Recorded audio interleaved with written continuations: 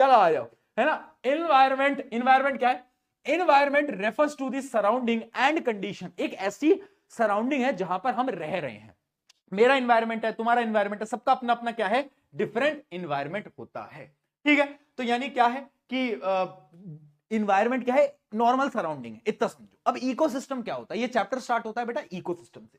Ecosystem environment नहीं है, ecosystem एक ऐसी कम्युनिटी है ना जिसमें living organisms are dependent with their physical environment and interact with each other. यानी इकोसिस्टम क्या हुआ? जैसे एक इकोसिस्टम है हमारा, कि देखो हम नेचुरल चीजों के साथ भी इंटरेक्ट कर रहे हैं। देखो लेक है, ओशन है, तो ये क्या है? इकोसिस्टम है। इकोसिस्टम यानी यहां पर लिविंग ऑर्गेनिजम्स भी होते हैं, नॉन लिविंग ऑर्गेनिजम्स भी होते हैं, और वो आपस में एक दूसरे से डिपेंडेंट होते हैं आपस में।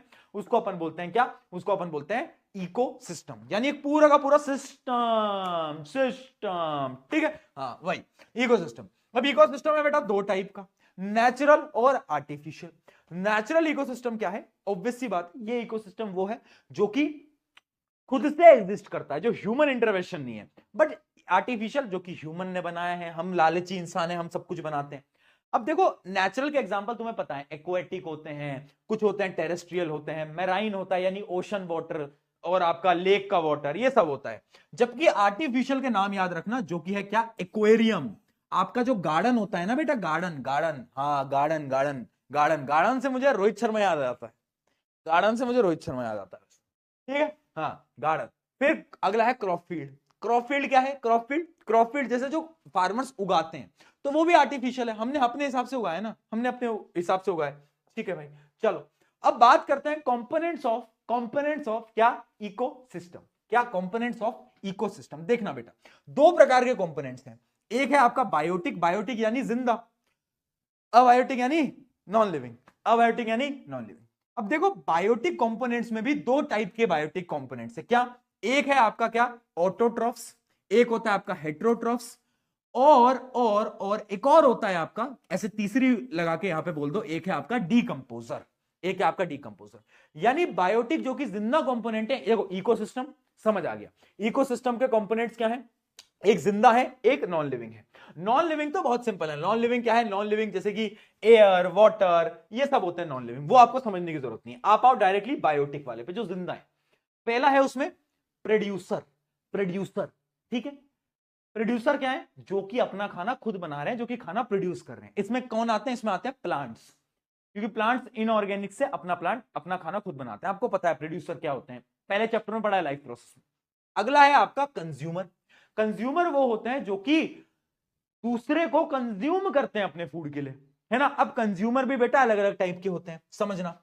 एक होता है आपका प्राइमरी कंज्यूमर, जिसको मैं बोलता हूं पीसी, ठीक है। एक होता है सेकेंडरी कंज्यूमर, जिसको एससी बोलते हैं, और एक होता है आपका क्या? बोलो बोलो बोलो बोलो बोलो, क्या? बोलो। टर्शियरी कंज्यूमर, ठीक है, जिसको हम बोलते हैं टीसी, ठीक है। तो देखो आपका जो पहला जो कंज्यूमर होता है, पहला जो कंज्यूमर होता है, जो होता है प्राइमरी कंज्यूमर, वो क्या होता है? वो प्राइमरी कंज्यूमर वो है जो कि डायरेक्टली पेड़ को खाएगा, जैसे कि हर्बीवोर, हर्बीवोर। अब हर्बीवोर है, गाय है, गाय क्या कर रही है? पेड़ को खा रही है, ठीक है। तो ये क्या हो गई? वो एक टाइप की हो गई आपकी प्राइमरी कंज्यूमर, जो सबसे पहले खा रहे हैं। अब सेकेंडरी कंज्यूमर वो है जो कि प्राइमरी कंज्यूमर को खा रहा है। जैसे कि मान लो एक गोट थी, गोट, गोट है ना, गोट, गोट तो प्रशांत भैया भी हैं, खैर वो वाला गोट नहीं, मतलब गोट है ना, असली वाली गोट। तो गोट जो है, गोट, उसने क्या खाया? वो प्राइमरी कंज्यूमर थी। उस गोट को एक टाइगर ने खा लिया, तो टाइगर क्या बन गया? टाइगर बन गया सेकेंडरी कंज्यूमर। और उस टाइगर को प्रशांत में, नहीं नहीं मैं क्यों खाऊंगा टाइगर को यार, क्या हो गया मुझे, नहीं टाइगर को किसी और ने खा लिया, तो वो बन गया आपका टर्शरी कंज्यूमर, ठीक है। चलो बहुत बढ़िया, बहुत बढ़िया, है ना, डन डन डन डन। ये समझ आया। कंज्यूमर तीन टाइप के हैं, प्राइमरी, सेकेंडरी, टर्शरी। अब देखो डीकंपोजर, ये बहुत इंपॉर्टेंट है। डीकंपोजर क्या करता है? ये सारे ऑर्गेनिजम्स हैं जो कि आपके डेड प्लांट्स और एनिमल को डिकंपोज करते हैं और न्यूट्रिएंट्स को सॉइल में वापस भेज देते हैं, ठीक है, सॉइल में वापस भेज देते हैं। चलो बहुत बढ़िया, ठीक है, बहुत बढ़िया। चलो अब ये जो इकोसिस्टम होता है ना बेटा, ये ना एक राउंड प्रोसेस है। ये राउंड प्रोसेस कैसे, इस पे आते हैं, मैं आपको समझाता हूं इकोसिस्टम कैसे वर्क करता है। ये एक साइक्लिक प्रोसेस है, याद रखना। इकोसिस्टम कैसा है बेटा? साइक्लिक है। कैसे पता चला? देखो सबसे पहले सनलाइट आई, सनलाइट से एनर्जी मिली, मेन सोर्स एनर्जी कौन है? सनलाइट। सनलाइट ने, प्रोड्यूसर्स ने सनलाइट से एनर्जी बनाई, प्रोड्यूसर्स को खाया कंज्यूमर्स ने, कंज्यूमर भी अलग अलग टाइप के होते हैं।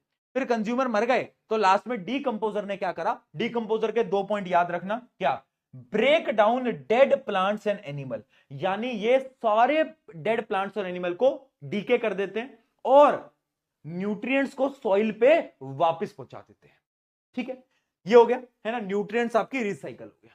तो पूरी की पूरी क्या है, एक राउंड साइकिल है, यानी एक साइक्लिक इकोसिस्टम इज साइक्लिक। सवाल क्या आएगा, मैं आपको सवाल बता देता हूं, सवाल आएगा डीकंपोजर पे। डीकंपोजर की इंपॉर्टेंस बताओ, पहली इंपॉर्टेंस क्या है बताओ। एक तो इसकी मदद से आपका इन्वायरमेंट क्लीन रहता है। मानो अगर डीकंपोजर नहीं होते तो इन्वायरमेंट क्लीन होता क्या, नहीं यार इतने सारे इन्वायरमेंट तो गंदा हो जाता है ना। दूसरा, न्यूट्रिएंट्स को वापस देता है, क्या, न्यूट्रिएंट्स को वापस देते हैं, न्यूट्रिएंट्स को रिप्लेनिश कराते हैं। ये 2 काम है, याद रखना, इन्वायरमेंट को क्लीन और न्यूट्रिएंट्स को रिप्लेनिश कराना, वापस देना। ठीक है, डन है, समझ में आ गया। इकोसिस्टम कैसा है, साइक्लिक है। चलो अब देखते हैं इन्वायरमेंट और इकोसिस्टम के बीच का डिफरेंस। कुछ नहीं है, environment is a surrounding, ecosystem एक पूरा का पूरा क्या है, एक प्रोसेस है जिसमें लिविंग और नॉन लिविंग आपस में इंटरेक्ट करते हैं, वो अपना कहलाता है इकोसिस्टम। ठीक है, अगला, environment changes as an organism move from one place to another. मान लो आज मैं बॉम्बे चला गया तो भाई मेरा जो इन्वायरमेंट है बदल जाएगा, वहां पे अच्छा इन्वायरमेंट है, बट इकोसिस्टम जो होता है वो बदलता नहीं है, वो सेम ही रहता है। ठीक है, इकोसिस्टम डज नॉट चेंज। अगला क्या है, focus on the physical surrounding like air, water and land. जबकि जो इकोसिस्टम होता है, इकोसिस्टम में लिविंग भी आते हैं, नॉन लिविंग भी आते हैं, सब कुछ आता है इकोसिस्टम के अंदर। ठीक है, ये बेसिक डिफरेंस है, उतना इंपॉर्टेंट नहीं है बट बता दिया। चलो आगे बढ़े, आगे बढ़े बेटा, फूड चेन करें, फूड चेन, फूड चेन बेटा।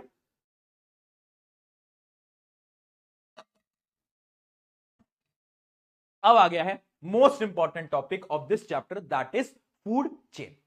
फूड चेन क्या होती है, देखो, food chain is the series of organism feeding on one another, यानी एक रिप्रेजेंटेशन है कि कौन किसको खाएगा। जैसे कि अपन ये फूड चेन देखते हैं, देखो एक प्लांट था, उसको ग्रास हॉपर ने खाया, ग्रास हॉपर को फ्रॉग ने खाया, फ्रॉग को स्नेक ने खाया, स्नेक को ईगल ने खाया। क्या ये फूड चेन, क्या ये फूड चेन। ठीक है, यानी फूड चेन क्या, एक स्ट्रेट लाइन होती है, फूड चेन का एक स्ट्रेट लाइन है कि कौन किसको खाएगा। जबकि फूड वेब क्या होता है, फूड वेब होता है इंटरकनेक्टेड फूड चेन्स, यानी फूड वेब्स होती हैं जिसमें आपस में फूड चेन, बहुत सारी फूड चेन इंटरकनेक्टेड होती हैं। सवाल आ सकता है फूड चेन और फूड वेब के डिफरेंस का, डिफरेंस क्या होता है वो मैं दिखा दूंगा, तसल्ली से बैठे रहो। ठीक है, जो जो सवाल आ सकते हैं इस चैप्टर में मैं 101% बता दूंगा आज, चिल करो। ठीक है, अब देखो पहला आ जाता है आपका ट्रॉफिक लेवल। देखना बेटा, पहली चीज है ट्रॉफिक लेवल। ट्रॉफिक लेवल क्या होता है भैया, व्हाट इज ट्रॉफिक लेवल। तो देखो बेटा, ट्रॉफिक लेवल जैसे आपके होते हैं ना, रैंक 1, रैंक 2, रैंक 3 स्कूल्स के अंदर लगाई जाती है, किसकी कितनी परसेंटेज आई, वैसे ही ट्रॉफिक लेवल है। It is the position of organism occupies in the food chain, यानी फूड चेन में किसकी पोजीशन क्या है, वो उसका ट्रॉफिक लेवल है। जैसे सबसे पहले पोजीशन किसकी होगी, प्लांट्स की, क्योंकि प्लांट्स तो खाना बना रहे हैं, तो ट्रॉफिक लेवल 1 प्लांट्स का। दूसरा, मान लो प्लांट्स को ग्रास हॉपर ने खाया तो ट्रॉफिक 2, फिर किसी और ने खाया ट्रॉफिक 3, 4, 5, ऐसे ट्रॉफिक लेवल है। तो ट्रॉफिक लेवल क्या होता है, position of the organism occupies in the food chain. ठीक है, ठीक है, चल बहुत बढ़िया। अब यहां पर समझने की कोशिश करना, देखो सबसे पहले कौन आएगा, प्रोड्यूसर आएगा। फर्स्ट ट्रॉफिक पे कौन आएगा, याद रखना, फर्स्ट ट्रॉफिक पे हमेशा कौन आएगा बेटा, प्रोड्यूसर आएगा। फिर आएगा प्राइमरी कंज्यूमर, फिर आएगा प्राइमरी कंज्यूमर, फिर आएगा सेकेंडरी कंज्यूमर, फिर आएगा फोर्थ ट्रॉफिक पे टर्शरी कंज्यूमर। ठीक है, चलो बहुत सही। अब यहां पर आता है एनर्जी लॉ, जिसको हम बोलते हैं 10% एनर्जी लॉ। पेपर के अंदर सवाल आ रहा है, व्हाट इज 10% एनर्जी लॉ। अब सुन लो क्या होता है 10% एनर्जी लॉ, ध्यान से। तो 10% law of the energy transfers proposed by Raymond Lindeman, ये इसको हटाओ, इसको हटाओ, ठीक है, कोई नाम वाम छोड़ो, states that only 10% of energy from one trophic level is pass to another, यानी एक ट्रॉफिक से दूसरे ट्रॉफिक के अंदर जो एनर्जी होती है वो मात्र 10% जाती है। भैया ये क्या चीज है, समझ नहीं आया। देख भाई, अगर मान ले यहां पर क्या है, यहां पर है प्लांट, प्लांट के पास जो एनर्जी है वो है 1000 जूल, और उसको किसी ने खाया, किसी ने भी खाया, तो बता उसके पास कितनी एनर्जी जाएगी। इसकी 10%, इसकी 10% कितनी होती है, एक जीरो हटा दे, कितना हो जाएगा 100 जूल। मान ले इसको किसी ने खाया, उस पर कितनी जाएगी, एक जीरो हटा दे, 10 जूल, यानी सिर्फ 10% एनर्जी आती है। अब सवाल आता है भैया 90% एनर्जी कहां गई, 90% energy got used in life process, जितने भी लाइफ प्रोसेसेस कर रहा है ना ऑर्गेनिज्म, उस सारे लाइफ प्रोसेस के अंदर उसकी 90% एनर्जी चली गई, सिर्फ 10% एनर्जी आगे जा पाती है। क्या ये बात समझ में आई? क्या ये बात समझ में आई? जल्दी बताओ, क्या बात समझ में आ गई? 10% लॉ समझ में आया? इस पे बहुत सारे क्वेश्चन पूछे जाते हैं, याद रखना। आपके पास जैसे मैंने अभी एक न्यूमेरिकल कराया ना, ऐसा एक न्यूमेरिकल मैं आपको और करा देता हूं आपकी क्लियरेंस के लिए। मान लो ये कुछ है, ये क्या है? ये प्लांट है, ठीक है, इसके पास एनर्जी है 1000 जूल, ठीक है। फिर है आपका एक और एनिमल है, कोई भी एक एनिमल ले लेते हैं, फिर एक और एनिमल है, फिर एक और एनिमल है, और यह बोला जाता है कि जो इस चेन के लास्ट ऑर्गेनिज्म पे कितनी एनर्जी होगी? बताओ, लास्ट ऑर्गेनिज्म पे कितनी एनर्जी होगी? जल्दी बताओ।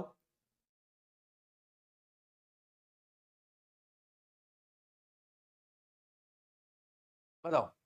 मोदी जी पूछ रहे हैं, मोदी जी आप भी पढ़ रहे हो क्या 10th? आप क्यों पूछ रहे हो कि डाइजेशन कहां स्टार्ट होता है?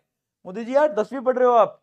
देखो डाइजेशन जो होता है वो आपके सबसे पहले माउथ में स्टार्ट होता है, माउथ पे, ठीक है, बहुत बढ़िया।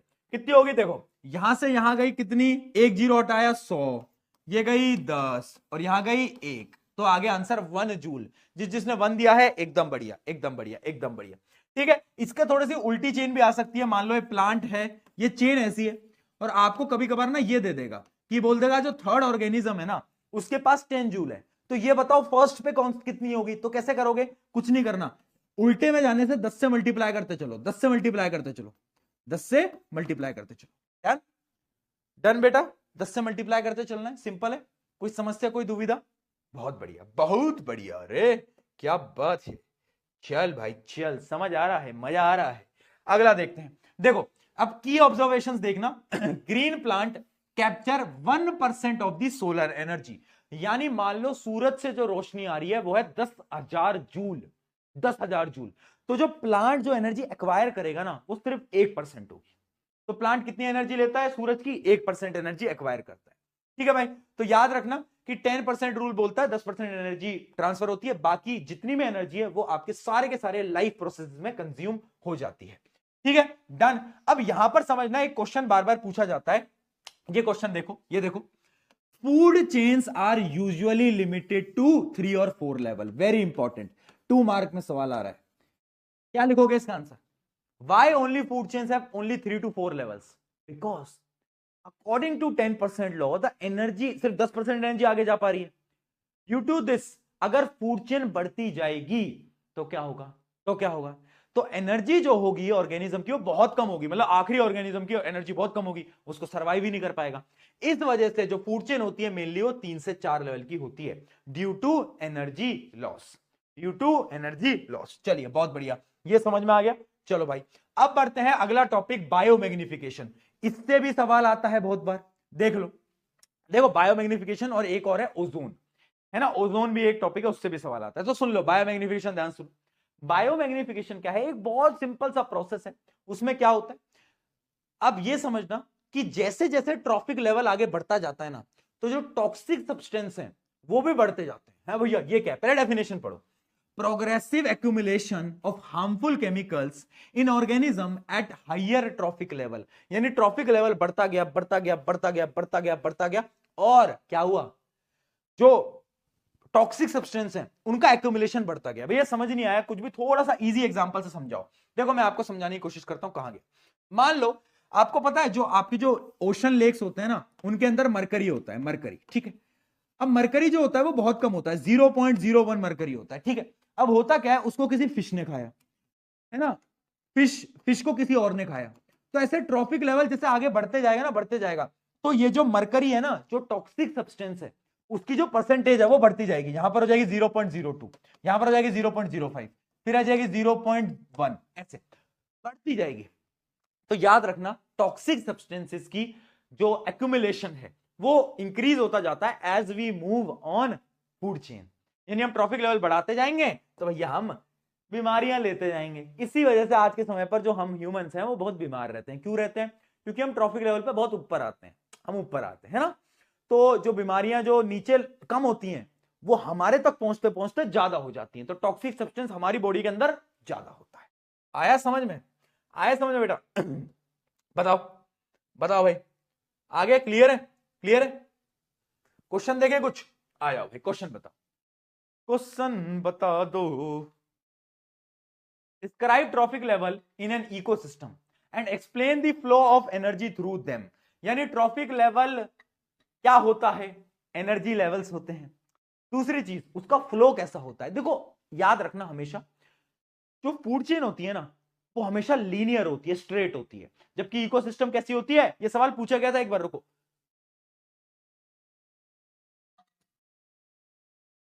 ये सवाल पूछा गया था कि ये बताओ, फूड चेन स्ट्रेट होती है और इकोसिस्टम कैसा होता है? राउंड होता है। यस और नो? यस।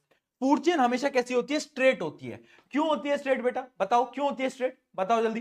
अच्छा, इस क्वेश्चन में तो क्या पूछ रहा है? Describe trophic level. इसमें तो आपको ट्रॉफिक लेवल बताना है, फर्स्ट ट्रॉफिक क्या होता है, सेकंड क्या होता है, थर्ड क्या होता है, फ्लो क्या होता है, बस आपको ये बताना था। अगला क्या है? Why do producers always occupy first trophic level. Producer जो होते हैं वो फर्स्ट पे क्यों आते हैं? बताओ क्यों आते हैं फर्स्ट पे? बिकॉज याद रखना, प्रोड्यूसर जो है वो खाने को इनऑर्गेनिक चीजों से जनरेट करते हैं। इनऑर्गेनिक समझते हो? इनऑर्गेनिक क्या होता है? इनऑर्गेनिक जैसे सनलाइट, H2O, इन सब से, जो कि और कोई नहीं कर सकता। इस वजह से प्रोड्यूसर जो होते हैं वो फर्स्ट आते हैं, है ना? मैं आपको जो क्वेश्चन बता रहा था, मैं आपको दिखाता हूं, एक मिनट, कहां गया यार वो क्वेश्चन? ये रहा। नहीं, ये भी नहीं है, कहां गया क्वेश्चन? एक मिनट, एक मिनट, चलो कोई नहीं, कोई नहीं, वो क्वेश्चन डाला नहीं क्या? वो क्वेश्चन ये है बेटा, वो क्वेश्चन ये है, मैं आपको बता देता हूं, एक मिनट रुको। वो क्वेश्चन ये है कि आपकी जो फूड चेन होती है वो यूनिडायरेक्शनल क्यों होती है? आपकी जो फूड चेन होती है बेटा, वो यूनिडायरेक्शनल क्यों होती है? तो आपकी जो फूड चेन होती है यूनिडायरेक्शनल इसलिए होती है क्योंकि फूड चेन में क्या है? एनर्जी ट्रांसफर हो रही है ड्यू टू 10% लॉ। मान लो एक प्लांट है, एक प्लांट है, उसको किसी ने खाया, तो सिर्फ 10% एनर्जी उसके पास जाएगी, बाकी सारी एनर्जी लाइफ प्रोसेस में जा चुकी है। अब वो एनर्जी क्या वापस प्लांट पे जा सकती है? नहीं जा सकती। इस वजह से आपकी फूड चेन हमेशा लीनियर होती है, सीधी होती है, जबकि इकोसिस्टम तो राउंड होता है। इकोसिस्टम में तो डीकंपोजर होते हैं ना। ठीक है, अगला question, explain the phenomena of biological magnification with the respect of pesticide accumulation. ये सवाल पेपर में बिल्कुल दिख सकता है। देखो भाई, आपको इसमें क्या बताना है कि बायोलॉजिकल मैग्निफिकेशन क्या होता है, फिर आपको यह बताना है कि जो फसल के अंदर, जो क्रॉप्स के अंदर पेस्टिसाइड डाले जाते हैं वो लो परसेंटेज में डाले जाते हैं, बट प्लांट्स एक अलग ट्रॉफिक पे हैं। प्लांट्स के ऊपर कोई उसे कंज्यूम करेगा तो वो उससे ऊपर ट्रॉफिक पे है, तो क्या होगा? जो पेस्टिसाइड हम डाल रहे हैं उसकी कंसंट्रेशन बढ़ती जाएगी और इसलिए वो हमारे लिए हार्मफुल हो जाते हैं। ठीक है भाई, अब क्या पूछ रहा है उसके वो क्या है, हार्मफुल इफेक्ट्स क्या होते हैं पेस्टिसाइड के? तो एक तो हेल्थ इश्यूज होते हैं, रिप्रोडक्टिव इश्यूज होते हैं, और इकोसिस्टम भी आपका इम्बैलेंस होने लगता है। ठीक है, ठीक है भाई, आया समझ में? जल्दी बताओ जनता, आ गया सबको समझ में? डन।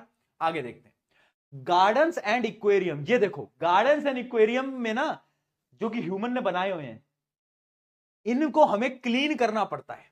याद करो, याद करो, जो आपके गार्डन और इक्वेरियम है ना, उनको हमें क्लीन करना पड़ता है। याद करो, है ना? करते हो ना, एक्वेरियम वगैरह क्लीन करते हो, बट आप लेक और पॉन्ड तो क्लीन नहीं करते। ऐसा क्यों? क्योंकि गार्डन जो होता है ना और जो एक्वेरियम होता है, वो ना आर्टिफिशियल इकोसिस्टम है, और आर्टिफिशियल सिस्टम और नेचुरल इकोसिस्टम में एक सबसे बड़ा डिफरेंस है, डीकंपोजर। डीकंपोजर इंवायरमेंट को क्लीन कर देता है, जो कि नेचुरल इकोसिस्टम में होता है, बट आर्टिफिशियल के पास डीकंपोजर नहीं होता, यानी नहीं होता। चलो आगे देखते हैं, the amount of energy that flows from one trophic level to another. ये तो बहुत सिंपल है, 10% लॉ। आगे देखते हैं, in a following food chain 100 joule of energy is available to the lion. यानी लॉयन के पास है 100 जूल एनर्जी। आपको क्या बताना है कि भाई प्रोड्यूसर के पास, प्लांट के पास कितनी एनर्जी होगी? बताओ भाई, प्लांट के पास कितनी होगी भाई? क्या बताया? 10 से मल्टीप्लाई करते चलो, ये हो जाएगी 1000 और ये हो जाएगी 10,000। वाओ, आप जीत चुके हैं बेटा 10,000। ठीक है, आप जीत चुके हैं 10,000। चलो, क्या है अगला question? In the given food chain what will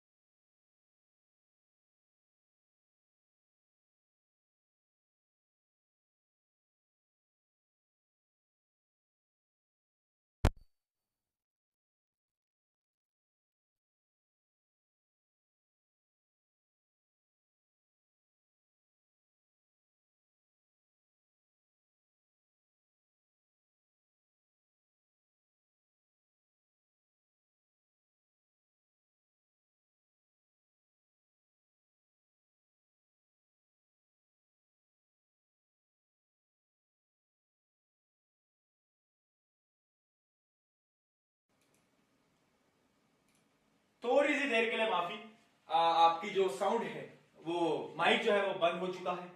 तो कहां तक पढ़ाया था? माइक 2 मिनट अभी चार्ज हो जाएगा तो अपन वापस लगा लेंगे। बताओ जल्दी बताओ कहां तक पढ़ा दिया था बेटा? भैया की शादी है 20 को, है? कहां तक तुमने सुन लिया था? थोड़ा लैग होता है इसमें। कहां तक सुन लिया था? जल्दी बताओ कहां तक समझा था? ये वाला क्वेश्चन समझा था क्या पूरा? थोड़ा एको होगा, 2 मिनट झेल लो। बताओ कौन सा? ये क्वेश्चन स्टार्टिंग, ये क्वेश्चन स्टार्टिंग से समझना है। अच्छा ठीक है भैया, 10,000 तक याद कर लिया था, ठीक है। अब 10,000 तक याद कर लिया था। अब अगला पार्ट देखो इसका। In the given food chain what will be the impact of removing all organism. यानी अगर हम सेकंड ट्रॉफिक लेवल का ये डियर जो है, इस डियर को अगर मैं हटा दूं तो फूड चेन कैसे इंपैक्ट आएगा? अगर डियर हट जाएगा तो प्लांट की ग्रोथ ज्यादा हो जाएगी और जो लायन है वो बेचारे मर जाएंगे क्योंकि उनके पास खाने को कुछ नहीं होगा। और इसकी वजह से होगा क्या बेटा कि आपका जो आपके इकोसिस्टम है वो पूरा का पूरा इम्बैलेंस हो जाएगा, क्योंकि प्लांट ज्यादा हो जाएंगे, लाइन मर जाएंगे, तो इकोसिस्टम विल बी इम्बैलेंस्ड। ठीक है, क्या होगा? Imbalanced. Done done done done done done, ठीक है, डन। तो यानी क्या होगा? जो आपके लायंस है वो तो कम होने लगेंगे, they will decrease due to prey. Plant जो है वो इंक्रीज करने लगेंगे क्योंकि उन्हें कोई खाएगा नहीं, है ना। और फूड वेब पे, फूड चेन पे भी इंपैक्ट आएगा। ठीक है, डन। थोड़ी देर एको आएगा, थोड़ी देर एको आएगा, झेल लो झेल लो। चलो अगला सवाल, फूड चेन और फूड वेब में क्या डिफरेंस होता है? फूड चेन और फूड वेब में क्या डिफरेंस होता है? देखो, फूड चेन जो होता है वो क्या है?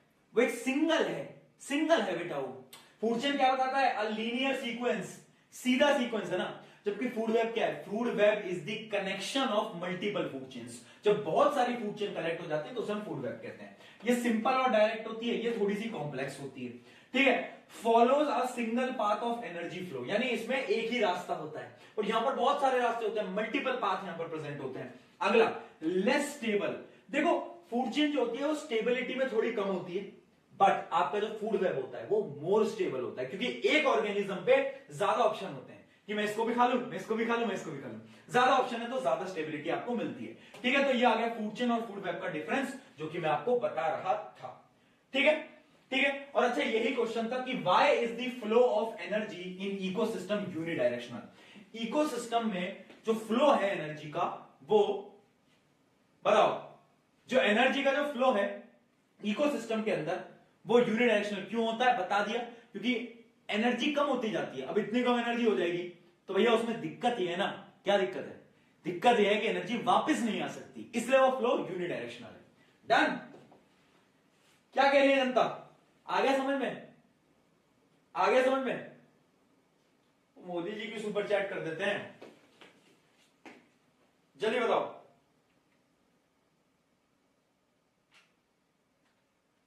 एक मिनट दो।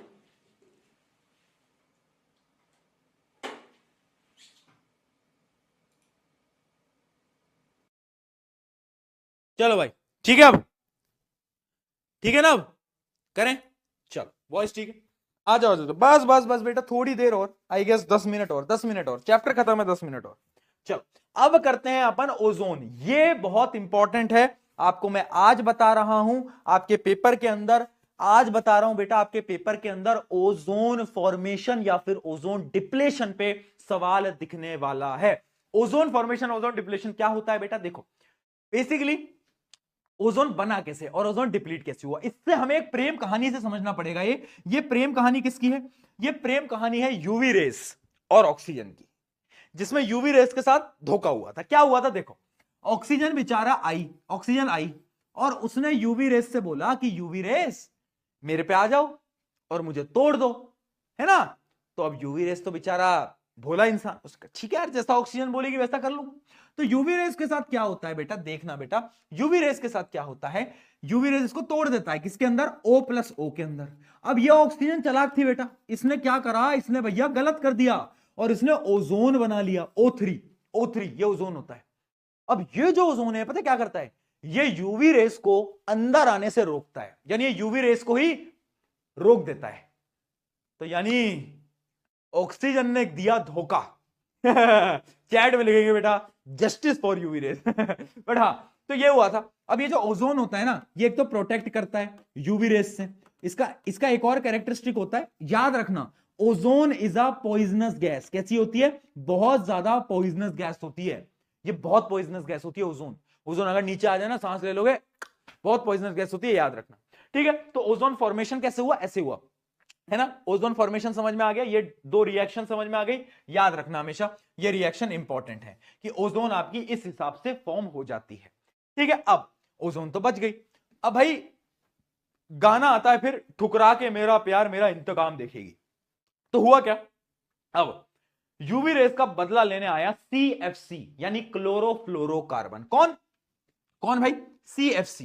क्या भाई? क्लोरोफ्लोरोकार्बन। इसका नाम क्या है? क्लोरोफ्लोरोकार्बन। याद रखना, ये आया हवा में ऊपर और इसने बोला यूवी रेस तेरा बदला तेरा भाई लेगा। तो इसने क्या करा? इसने उस ओजोन के साथ रिएक्शन करी और उस ओजोन को वापस से ऑक्सीजन के अंदर तोड़ दिया और ओजोन के अंदर छेद हो गया जिससे कि यूवी रेस अंदर आ पा रही थी। तो यानी यूवी रेस का बदला लिया बेटा किसने लिया? वो लिया आपके CFC यानी क्लोरोफ्लोरोकार्बन। क्लोरोफ्लोरोकार्बन क्या करता है? वो ओजोन को ब्रेक कर देता है वापस से ऑक्सीजन के अंदर। तो याद रखना क्या है? याद रखना, UV radiations break CFC molecule in release of chlorine which in reaction with ozone breaks the into oxygen molecule, यानी ओजोन को ऑक्सीजन में कन्वर्ट कर देता है। कौन कन्वर्ट कर देता है बेटा? आ गया समझ में? जस्टिस फॉर यूवी रेस चलो, तो ये आपकी कहानी थी किसकी? आपकी फॉर्मेशन की और डिप्लीशन की, फॉर्मेशन की और डिप्लीशन की। ठीक है, बट सवाल ये आता है कि जो ओजोन रे है ना, ओजोन अपनी लेयर कम होती जा रही है, डिप्लीट होती जा रही है हमारी वजह से, क्योंकि हम ही तो ये CFC हम ही तो रिलीज करते हैं, हमारे AC फ्रिज वगैरह रिलीज करते हैं। तो इससे इंपैक्ट क्या हो रहा है? इंपैक्ट याद रखना बेटा, पहला इंपैक्ट रेस्पिरेटरी इशू, सांस लेने में प्रॉब्लम आ रही है। दूसरी चीज इरिटेशन होती है आंखों के अंदर। अगली चीज प्लांट्स भी डैमेज हो रहे हैं, है ना। और एयर क्वालिटी खराब हो रही है और ग्लोबल वार्मिंग हो रही है, क्योंकि यूवी रेज आती है नीचे और वो क्या कर रही हैं? ग्लोबल वार्मिंग कर रही है, यानी टेम्परेचर बढ़ रहा है, आंखों में जलन हो रही है, सांस लेने में दिक्कत आ रही है, सब कुछ हो रहा है किसकी वजह से? ओजोन लेयर के डिप्लीशन की वजह से। डन? याद रहेगा, याद रहेगा, याद रहेगा। अच्छा ये बताओ मुझे, ओजोन लेयर के डिप्लीशन में हमने क्या काम करा है? एक संस्था थी जिसने ओजोन लेयर को क्या करा था? याद करो, उसने CFC ओजोन लेयर को बचाने के लिए जो क्लोरोफ्लोरोकार्बन है उसको बंद कर दिया कि क्लोरोफ्लोरोकार्बन को रिलीज नहीं करेगा। बताओ, जल्दी बताओ, नाम बताओ संस्था का। याद है? याद है? नहीं है याद, नहीं है याद। UNEP, बहुत बढ़िया, याद रखना बेटा, ये UNEP एक ऑर्गेनाइजेशन है जिसने ये बोला कि भाई अब CFC सारी कंट्रीज बैन कर दो ताकि ओजोन को हम प्रोटेक्ट कर पाए। चलिए बहुत बढ़िया। अब आ जाता है इस चैप्टर का बेटा आखिरी टॉपिक, दैट इज वेस्ट। भैया वेस्ट क्या है? आपके मम्मी पापा के हिसाब से तो बेटा आप वेस्ट हो मतलब आपको कूड़े से उठाया है, बोलते हैं ना तुमसे, सही बताओ, सर बोलते नहीं बोलते कि तुम्हें कचरे के डिब्बे से उठाया? ठीक है, तो तुम वेस्ट नहीं हो, तुम अच्छे इंसान हो बेटा। तो देखो वेस्ट क्या होता है? Unwanted and unusable substances waste होते हैं। अब वेस्ट अलग अलग टाइप के होते हैं, लिक्विड, सॉलिड, गैसेस होते हैं, बट जो हमें जो वेस्ट पढ़ने हैं बेटा वो है दो टाइप के। उससे पहले क्वेश्चन आ गया, ये क्या आ गया? Which of the following is responsible for depletion of ozone layer? क्या है? CFC। CFC की वजह से ओजोन लेयर डिप्लीट होता है। एक और क्वेश्चन आ गया, अरे भैया क्वेश्चन क्यों डाला, हमें पढ़ लेने देते पहले, आ जाओ। ये क्वेश्चन बहुत अच्छा है, ये देखो बेटा, इस क्वेश्चन को एकदम गौर से देखना, ये वाला क्वेश्चन बड़ा अच्छा सवाल है। देखो आ जाओ, आ जाओ।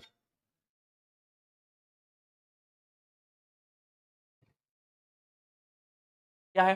अ gas X which is deadly poison. क्या है? Deadly poison. जैसे ही डेडली पॉइजन नाम से आ जाए ना, तो तुम्हें पता होना चाहिए वो गैस है ओजोन, क्योंकि ओजोन जो होती है वो डेडली पॉइजन होता है। ठीक है, found at the higher level of atmosphere, अब भी क्लिक हो गया, performs on essential functions, name the gas, gas लिख दिया, इसका वो बताओ, write the function performed by the gas in atmosphere. ये क्या करती है? ये यूवी रेस को एंटर करने से रोकती है, and stops UV rays from entering the atmosphere. Which chemical is linked to the decrease in the level of this gas? कौन सा केमिकल होता है? क्लोरोफ्लोरोकार्बन, CFC, याद रखना। What measures have been taken by international organisation, देखो आ गया ना, मैंने बोला था, याद रखना, याद रखना, ये ऑर्गेनाइजेशन ने क्या है, स्टेप्स लिए हैं, बैन करा है सीएफसी को, बैन करा है सीएफसी को। चलो बहुत बढ़िया है ना। चलिए भाई, अब था अपना वेस्ट। अब देखो वेस्ट, पता है तुम्हें पिछले साल एक बड़ा लल्लू क्वेश्चन आया था, difference between biodegradable waste and non biodegradable waste, आया था 3 नंबर के अंदर, और फ्री के नंबर थे सबके। क्यों? क्योंकि देखो बायोडिग्रेडेबल नॉन बायोडिग्रेडेबल मुझे ऐसा लगता है हर बच्चे को आना चाहिए। बायोडिग्रेडेबल वेस्ट वो होते हैं जो कि डिकम्पोज हो सकते हैं नेचुरली, और नॉन बायोडिग्रेडेबल वो है जो कि डिकम्पोज नहीं हो सकते। अगला डिफरेंस क्या है, ये जो है does not cause long term pollution, यानी ये एनवायरमेंट को हार्म नहीं करते ज्यादा, ये नेचर में परसिस्ट नहीं करते, ये डिकम्पोज हो जाते हैं, बट ये लॉन्ग टर्म तक पोल्यूशन कॉज करते हैं। इसका एग्जांपल क्या है, प्लास्टिक। इसका एग्जांपल क्या है, वेजिटेबल वेस्ट, है ना। Breaks down into short time, यानी शॉर्ट टाइम के अंदर ही ब्रेक डाउन कर जाते हैं, है ना।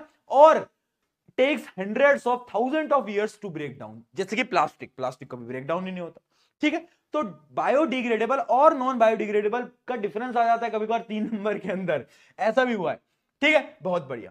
तो देखो वेस्ट के हार्मफुल इफेक्ट क्या है, वेस्ट, अब ये इधर ना बहुत लॉजिकल क्वेश्चन आते हैं, तुम्हें पता है कि वेस्ट क्यों नहीं फैलाना चाहिए, उससे एयर पोल्यूशन होता है, वाटर पोल्यूशन होता है, सॉइल पोल्यूशन होता है, ये सब तुम्हें इसमें लिखना होता है ना। चलो अपन बात करते हैं some methods of waste disposal.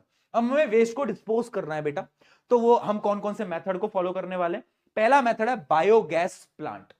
Biogas plant क्या होता है, ये एक ऐसा प्लांट है ना जो कि क्या कर रहा है, मिथेन, मिथेन क्या होता है, बायोगैस, उसको प्रोड्यूस करता है। कैसे प्रोड्यूस करता है, जो ऑर्गेनिक वेस्ट होता है ना आपके घरों का, बहुत सारे घरों का, उस ऑर्गेनिक वेस्ट को एक जगह पर डाला जाता है और उसको डिकम्पोज करा जाता है और उससे मिथेन गैस को निकाला जाता है, उसको हम बोलते हैं बायोगैस प्लांट्स। अगला है सीवेज ट्रीटमेंट, सीवेज यानी पानी को साफ किया जाता है। अगला है लैंडफिल्स, लैंडफिल्स यानी आपने देखा होगा कुछ एरियाज होते हैं जिनमें सारा कचरा डंप किया जाता है ना, दिल्ली में से बहुत सारे इलाके मैंने देखे हैं, है ना। कंपोस्टिंग क्या होता है, कंपोस्टिंग देखो बेटा, कंपोस्टिंग क्या होता है, जो आपके घर का सारा वेस्ट है एक गड्ढा खोदो, उसमें डालो, कुछ समय बाद वो मेन्योर में कन्वर्ट हो जाएगा। मेन्योर समझते हो, मेन्योर कौन कौन समझता है बताओ, मेन्योर क्या है, खाद, खाद में कन्वर्ट हो जाता है, उसको हम बोलते हैं कंपोस्टिंग।